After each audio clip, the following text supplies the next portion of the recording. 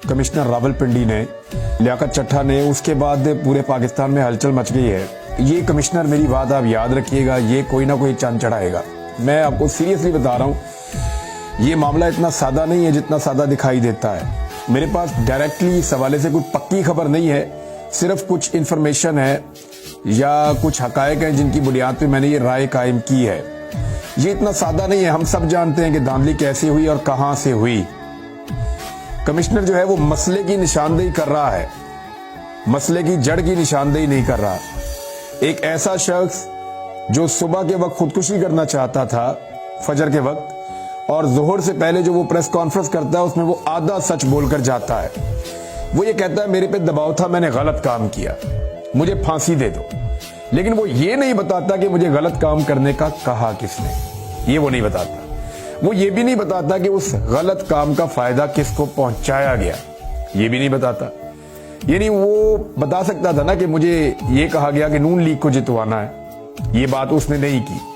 वो ये कह सकता था कि मुझे फलां फलां बंदे ने फोन किया या फलां फलां जगह से मुझे प्रेशर आया और ये प्रेशर मुझे इस अंदाज में डाला गया कि मैं मजबूर हो गया ये करने पे, ये भी उसने नहीं बताया। वो ये कह सकता था कि मुझे ये वाला लालच दिया गया था और इस लालच में आके मैंने ये काम किया, ये भी उसने नहीं बताया। अब देखिए, ये तो मुमकिन नहीं है कि एक आदमी अचानक अपने से ही फैसला कर ले कि मैंने एक सियासी जमात को हराना है और दूसरी सियासी जमात को जिताना है, और अपने तौर पे बाद में आके वो कह दे जनाब मैं कसूरवार हूं, मुझे फांसी दे दें, मेरा ज़मीर गवारा नहीं कर रहा और मैं सुबह खुदकुशी करने वाला था। अब जिस दबाव का वो जिक्र करते हैं वो इस दबाव को एक्सप्लेन नहीं करते। जिन चीज़ों के बारे में वो बात करते हैं उनकी डिटेल में नहीं जाते। यानी वो बातें करके जज्बाती बयानात देकर तो निकल गए, लेकिन कुछ हकायक हैं वो आपके साथ शेयर करते हैं। ये अभी गर्दिश कर रहे हैं हकायक मार्केट में, मैं आपके साथ शेयर कर देता हूं ताकि कुछ चीज़ें तो थोड़ी बहुत क्लियर हों इससे। मैंने दिन को एक खदशे का इजहार किया था, वो ये था कि बहुत मुमकिन है कि ये पाकिस्तान के अंदर जो इंतखाबात हुए हैं उनको कलअदम करने की एक साजिश हो और कोशिश की जाए कि कुछ भी करके इंतखाबात जो पाकिस्तान में हुए उन्हें कलअदम करार दे दिया जाए। क्योंकि देखें, जो मतलूबा नताइज है ना वो हासिल ही नहीं हो सके। पहले दिन तो 8 फरवरी को किसी को तवक्को ही नहीं थी कि इतने बड़े पैमाने पर निकलकर लोग इमरान खान की आवाज के ऊपर, उसकी गैर मौजूदगी में, उसकी पार्टी के निशान के बगैर वो मुख्तलिफ निशान ढूंढ ढूंढ कर ठप्पे मारेंगे और इतने ठप्पे मारेंगे कि तबाही फेर देंगे। किसी को आइडिया नहीं था, वो हो गया। अब जितनी देर में किसी को समझ आई, मोबाइल फोन बंद थे, हर चीज बंद थी, इंफॉर्मेशन ग्राउंड से भी कम आ रही थी, जितनी देर में समझ आई बात बहुत आगे निकल गई थी। शाम होते होते पब्लिक ने इतने वोट डाल दिए थे कि अब गिनती होना बाकी रह गई थी।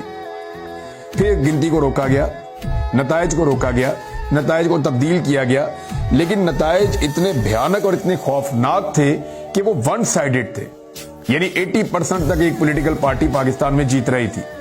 अब उस पॉलिटिकल पार्टी को कंट्रोल कैसे किया जाए जो इतनी बड़ी कामयाबी हासिल कर रही है, 2/3 से भी ज्यादा अक्सरियत में जा रही है, तो उसे काबू करने का तरीका सिर्फ एक ही रह गया था कि सीटें बदली जाएं। यही फॉर्म 47 के अंदर धांधली की जाए। धांधली करके भी कंट्रोल नहीं हुआ और जो मतलूबा नताइज हासिल करने थे वो फिर भी हासिल नहीं हो पाए। अब जब नताइज हासिल नहीं हुए तो उस इलेक्शन का क्या फायदा जिससे नतीजा ही वो नहीं निकला जिसका फायदा हो। यानी एक्चुअली तो इमरान खान को इक्तदार में आने से रोकना है और अभी भी वो सबसे बड़ी पॉलिटिकल पार्टी है, और नवाज शरीफ को इक्तदार में आना है और वो अभी भी सादा अक्सरियत नहीं ले पाए और उनके पास बैसाखियां हैं, और नवाज शरीफ साहब खुद भी अब इक्तदार में नहीं आना चाहते। वैसे उनको क्या मैसेज पहुंच गया है वो मैं आपको बता देता हूं, लेकिन आप अगर इन तफसीलात को देख लेंगे कि लियाकत अली चट्टा साहब एक्चुअली कौन है, इनके कहां ताल्लुकात हैं और बैकग्राउंड क्या है, एफिलिएशन किस पॉलिटिकल पार्टी से है, तो आपको चीजें काफी हद तक